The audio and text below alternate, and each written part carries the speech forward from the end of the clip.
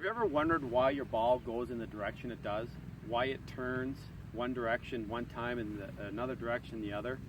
A lot of that has to do with two things. Number one is either club face position, and number two, your club head path. Both those things totally direct the direction the ball starts and ends up, or spins and turns and goes. So number one part is the club face position. If your club face is in the open position, where the club face is pointing to the right, when it makes contact with the golf ball, it will put side spin on the golf ball, causing the ball to slice and turn to the right for us right-handed golfers. If we hit the ball with a square club face, the ball's going to go straight.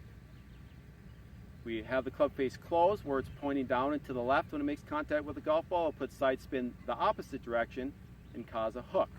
That's what causes the turning of the golf ball.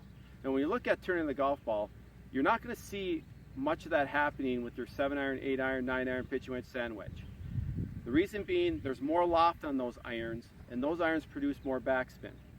When you get into the longer irons in your hybrids and fairways and driver, so there's less loft on those clubs, you start producing a little more side spin, and that's why you see more hook or more slice on those clubs. That's why sometimes a person will say, geez, I hit my pitching wedge at 9-iron very well, it goes straight, but I hit my driver and I slice it. You're doing the same swing, it's just you're getting away with it on those higher lofted clubs. On the second part of it is path. That's the direction the club head takes as it gets down to the golf ball. The swing is in a circular motion, and it's a matter of feeling. The green rod with my trusty rods down here, that would be the correct path I'm on a feel that my club head is traveling on. Nothing is ever on a straight line in a golf swing. The red rod, which is out here, that's a path that would be coming from inside to outside. Now the orange rod, which is probably the most common mistake golfers make, is going to the left, where the club goes outside and comes to the left. That's where you see a lot of that pull slices happening. So when you look at your golf swing and you're determining what's going on, look at your ball flight. That'll tell you everything you need to know to try to fix it.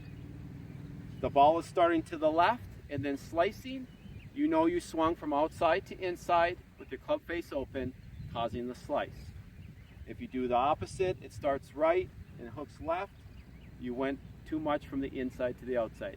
It may sound a little complicated, but it's really not. How the ball reacts from the club face is law, and the initial direction it takes is law. So those things will tell you what you're doing right or wrong. When you're having trouble fixing it, just find your local PGA professional. They'll be glad to help you.